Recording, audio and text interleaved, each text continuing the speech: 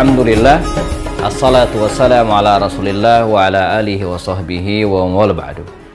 Kita bertemu lagi di program belajar sirah lewat video bersama saya Happy Andi Bastoni. Dan bagi teman-teman yang baru bergabung di program ini, silakan dicek beberapa video sebelumnya yang sudah kami tayangkan di akun YouTube ya, Happy Andi Bastoni Channel. Atau teman-teman juga bisa melihat dan kemudian follow ya, Instagram kami ya, Instagram saya Happy Andi Bastoni. Silakan di follow ya. Baik, pada seri ini ya, kita akan bahas tentang Maulidun Nabi ya, kelahiran baginda Rasul Shallallahu Alaihi Wasallam. Terkait dengan kelahiran baginda Rasul Sallallahu Alaihi Wasallam ini, ada beberapa hal yang disepakati oleh para ulama ya, dan ada juga poin-poin yang ulama berbeda pendapat ya. Nah, di antara bagian yang disepakati oleh para ulama itu antara lain, pertama ya, bahwa Nabi lahir di hari Senin. Hal ini jelas berdasarkan hadis baginda Rasul SAW bahwa ketika beliau ditanya tentang an saumi yaumil itsnin, tentang puasa di hari Senin, maka Nabi mengatakan, "Dzalika yaumun wulidtu fihi." Itu adalah hari di mana saya dilahirkan. Jadi clear, Nabi lahir di hari Senin. Ya. Kemudian yang disepakati juga yang kedua adalah bahwa Nabi Muhammad SAW lahir dalam keadaan yatim. Berdasarkan firman Allah Subhanahu wa taala, "Alam yajidka yatiman fa'awa." Ya, bukankah kami ya Muhammad ya mendapatkanmu lahir atau ada dalam keadaan yatim. Jadi Nabi lahir dalam keadaan yatim, di mana ayahnya sudah meninggal dunia sebelum baginda Rasul sallallahu alaihi wasallam dilahirkan. Ya. Kemudian yang berikutnya disepakati para ulama juga ada tentang tahun dan bulan ya, kelahiran Rasulullah SAW, bahwa beliau lahir di bulan Rabiul Awal ya, dan tahun gajah atau Amul Fil ya. Nah, terkait dengan Amul Fil atau tahun gajah ini ya, sudah kami jelaskan dalam video berikutnya, silakan rujuk. Nah, demikian hal-hal yang disepakati oleh para ulama. Nah, ada juga ulama berbeda pendapat terkait dengan kelahiran baginda Rasulullah SAW, yaitu tentang apa? Tentang tanggalnya ya. Masyhur di kita, Nabi Muhammad SAW itu lahir di tanggal 12 Rabiul Awal ya.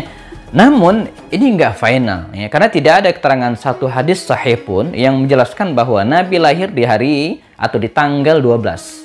Nah, dalam hal ini ulama berbeda pendapat ya. Masyhur tanggal 12 Rabiul Awal ya. Namun dalam beberapa sumber sebutkan, misalnya dalam kitab Ar-Rahiqul Maktum yang sangat terkenal ditulis oleh Syekh Sofi Rahman Al-Mubarak Furi sendiri, beliau mengatakan justru di tanggal 9 Rabiul Awal. Ya, seraya tidak menafikan kemungkinan pendapat yang lain. Mengapa demikian? Karena waktu itu Allah memang belum fix penanggalan, bahwa bangsa Arab yang menggunakan penanggalan Qamariyah iya ya, tapi secara formal dan legal ya, penanggalan itu digunakan khususnya bagi kaum muslimin di masa pemerintahan Sayyidina Umar bin Khattab radhiyallahu anhu. Walaupun saya ingin ulang lagi bahwa ya, di masa Nabi ya, sudah digunakan penanggalan Qamariyah. Ya, kalau tidak, bagaimana mungkin mereka bisa melaksanakan saum Ramadan, melaksanakan haji, melaksanakan saum misalnya Ayyamil Bid kalau tidak ada penanggalan Qamariyah. Termasuk hal yang ulama berbeda pendapat juga adalah tentang beberapa peristiwa yang terjadi ketika Nabi Sallallahu Alaihi Wasallam lahir.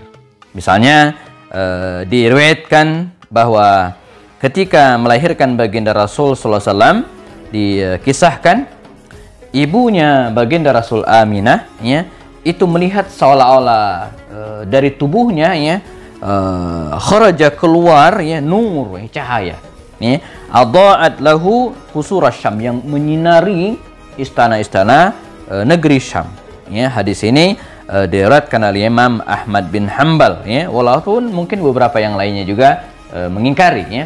Nah, peristiwa lain misalnya dikatakan pada hari atau saat kelahiran baginda Rasulullah SAW itu ya, saqatat 14 syarafatun min iwani Kisra.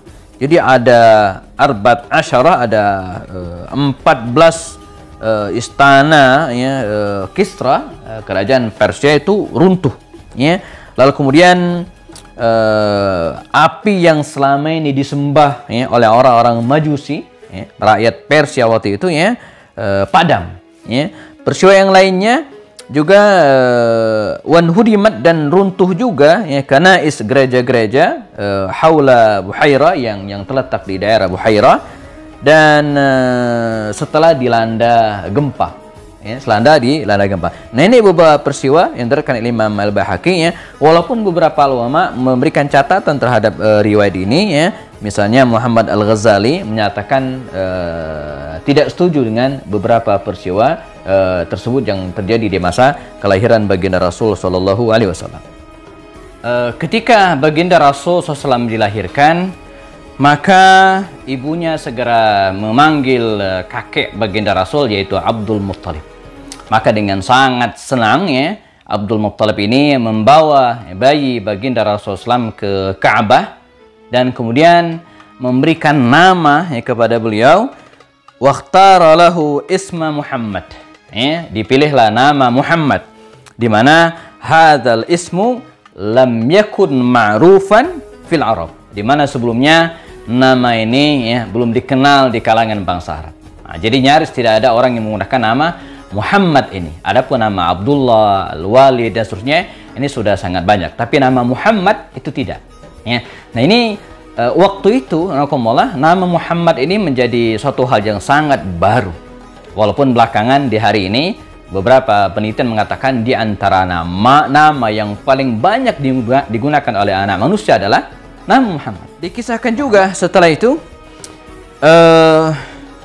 wa khatanahu, dan kemudian Abdul Muttalib ini mengkhitan ya, Rasulullah SAW yauma sabi'ihi, pada hari yang ketujuh, kama kana al-arabu yaf'alun, sebagaimana biasa dilakukan oleh bangsa Arab. Nah, ini memberikan penjelasan kepada kita bahwa baginda Rasul SAW lahir dengan penuh kesempurnaan ya. Maka ya, baginda Rasul SAW disusui oleh ibunya Aminah, lalu kemudian oleh mantan budak ya, pamannya yang namanya Suwaibah. Lalu berikutnya baginda Rasul disusui oleh Halimah Sa'diyah. Nah, bagaimana kisah ya, baginda Rasul disusui oleh para ibunya ini akan kita bahas pada seri berikutnya insyaallah. Kita bertemu lagi insyaallah, dan jangan lupa untuk mendapatkan sajian konten-konten ini berikutnya, jangan lupa subscribe dan kemudian like serta share. Semoga bermanfaat. Saya Happy Anjay Bastani. Assalamualaikum warahmatullahi wabarakatuh.